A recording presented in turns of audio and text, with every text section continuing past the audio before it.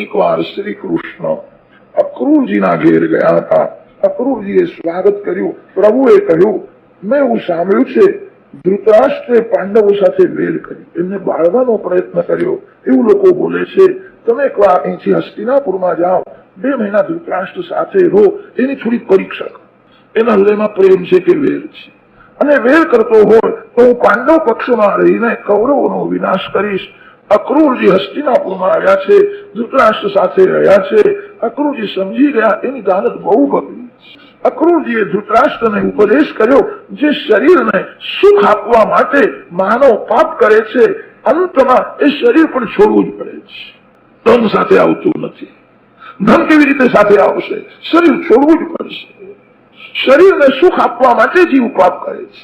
એક પ્રસૂયતે જંતુ એક એવ ચલીયતે. એકલો જીવ જાય છે ને એકલો જીવ આવે છે.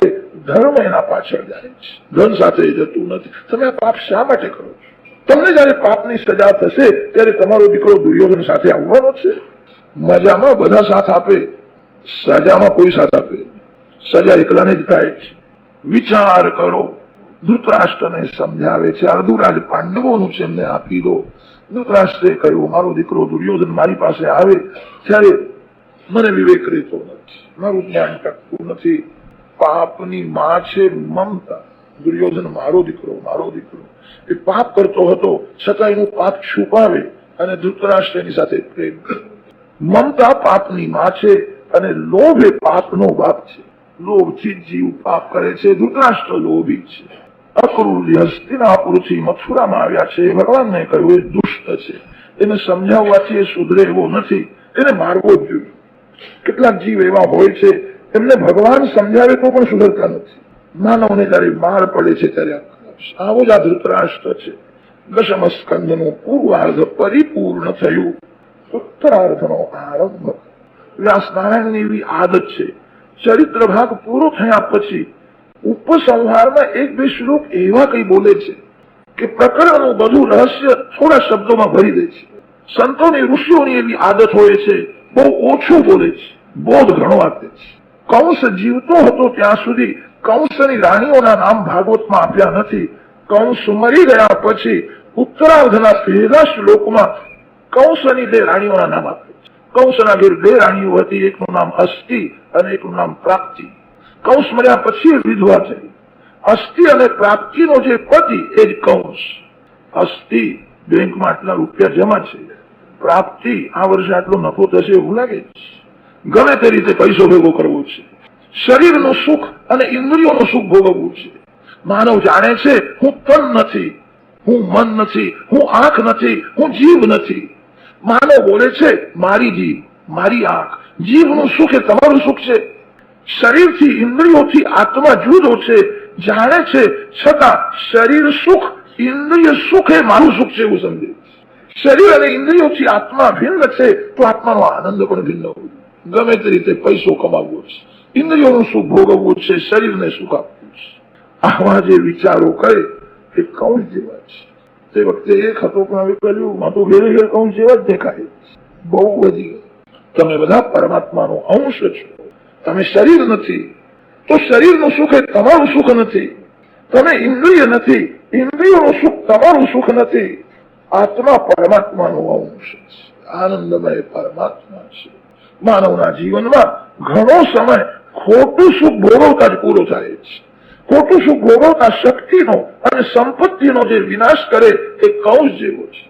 કંસ મરી ગયા પછી આ 2 રાણીઓ વિધવા થઈ. જરાસંધના ઘેર ગઈ. જરાસંધે શ્રી કૃષ્ણ સાથે વેર કર્યું. મથુરામાં યુદ્ધ કરવા માટે આવ્યો. બલરામજીને પ્રભુએ કહ્યું જરાસંધને મારશો નહીં, અક્ષૌહિણી સેના લઈને આવ્યો છે એને મારો. અક્ષૌહિણી સેનાનો વિનાશ કર્યો. જરાસંધને માર્યો નહીં. જરાસંધની હાર થઈ. ફરીથી અક્ષૌહિણી સેના લઈને યુદ્ધ કરવા આવ્યો. એવી રીતે 17 વાર જરાસંધને હરાવ્યો. આ જરાસંધના યુદ્ધની કથા 51મા અધ્યાયમાં 52મા અધ્યાયમાં વર્ણન. કયા અધ્યાયમાં કઈ કથા વર્ણન કરવાની? વ્યાસ નારાયણ જેવો કોઈ મહાન જ્ઞાની બુદ્ધિમાન થયો નથી. થશે 50-51 થાય કે જરાસંધ યુદ્ધ કરવા આવે. આ સાંધા દુખવા લાગે છે, શરીરમાં અશક્તિ વધે છે, આંખે ઓછું દેખાય છે, કાનથી બરાબર સંભળાતું નથી, હાજરું પચતું નથી, પાચન ક્રિયા પણ ઓછી થાય. આ બધી જરાસંધની સેના છે. માથાના વાળ ધોળા થવા લાગે કે સમજવું જરાસંધ આવ્યું.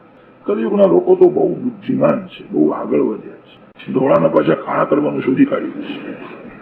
જરાસંધનું આ સ્વરૂપ. જરાસંધને અનેક વાર હરાવ્યો, માર્યો નહીં, પૃથ્વીનો ભાર ઉતારવો છે. જરાસંધે કાલયવન સાથે મૈત્રી કરી અને કાલયવનને કહ્યું કે તું મથુરામાં યુદ્ધ કરવા જા, શ્રી કૃષ્ણ તારી સાથે યુદ્ધ કરે ત્યારે પાછળથી આવીને મથુરા હું લૂંટીશ. કાલયવન આવ્યો છે અને જરાસંધ પણ આવવાનો છે. બલરામજીને કહ્યું મોટા ભાઈ હવે શું કરીશું? બલરામજીએ કહ્યું આ જરાસંધ વારંવાર યુદ્ધ કરવા આવે છે, મળતો નથી. શિવજી એને એવા વરદાન આપ્યા છે, મને હવે મથુરામાં રહેવું ગમતું નથી, આ લોકો શાંતિથી રહેવા દેતા નથી, મથુરા છોડીને જઈશું. આનર્ત દેશની રાજકન્યા રેવતીજી સાથે બલરામજીનું લગ્ન થયું. રેવત રાજાએ બલરામજીને વર દક્ષિણામાં પોતાનું રાજ આપ્યું. રેવત રાજાના ઘેર દીકરો નહોતો, એક જ કન્યા. આનર્ત દેશનું રાજ બલરામજીને મળ્યું હતું. વ્યાસ મહર્ષિએ જેને નામ આપ્યું છે આનર્ત મંડળ, એને જ લોકો ઓખા મંડળ કહે છે. વ્યાસજીએ નામ આપ્યું છે આનર્ત મંડળ. બલરામજીએ કહ્યું કે ત્યાં જઈને હું રહીશ. કે મોટા ભાઈ હું પણ તમારી સાથે ત્યાં જાઉં. પ્રભુએ વિશ્વકર્માને બોલાવ્યો છે અને આજ્ઞા કરી છે સમુદ્રના મધ્યમાં એક વિશાળ નગરી થોડા સમયમાં જ બનાવવાની. વિશ્વકર્માએ સુંદર નગરી બનાવી છે, મોટા મોટા બંગલાઓ બનાવ્યા છે. ઇન્દ્ર, ચંદ્ર, વરુણ, કુબેર બધા દેવોએ શ્રી કૃષ્ણ સેવામાં પોતાની સંપત્તિ અર્પણ કરી છે. સોનાની દિવ્ય નગરી બનાવી છે. યાદવોને આ નવી નગરીમાં રાખ્યા છે. મોટા મોટા વાડા હતા, તે જલ્દી બહાર નીકળવાનો દરવાજો મળ્યો નહીં. તે બોલ્યા દ્વાર કહાં હૈ, દ્વાર કહાં હૈ? તે નામ પડ્યું દ્વારિકા. દ્વારકા બ્રહ્મ વિદ્યા છે, જ્યાં પ્રત્યેક દ્વારમાં ભગવાન વિરાજે એને દ્વારકા કહે. શરીર જીવાત્માનું ઘર છે. શરીર ઘરમાં ઇન્દ્રિયો દરવાજા છે. ઇન્દ્રિય દ્વારમાંથી જીવ બહાર નીકળે છે. ઇન્દ્રિય દ્વારમાં ભગવાનને રાખજો. એનો અર્થ એ છે પ્રત્યેક ઇન્દ્રિયથી ભક્તિ કરવી. માનવ જે ઇન્દ્રિયથી ભક્તિ કરતો નથી એ ઇન્દ્રિય દ્વારમાંથી કામ અંદર ઘૂસી જાય છે. જે પ્રત્યેક ઇન્દ્રિયથી ભક્તિ કરે છે એના બુદ્ધિમાં જ્ઞાન પ્રગટ થાય છે.